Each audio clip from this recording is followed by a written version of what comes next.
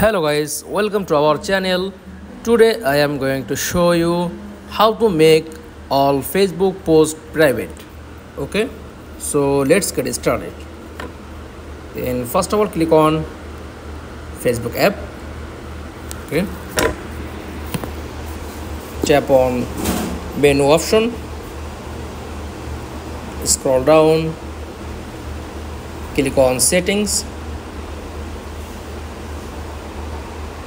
scroll down,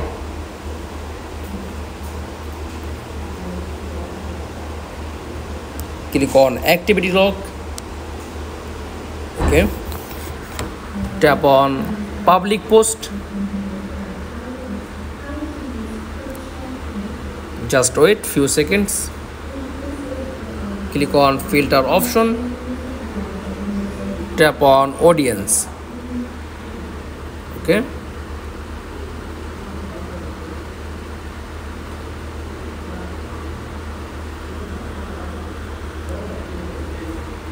click on audience and select all posts and tap on private.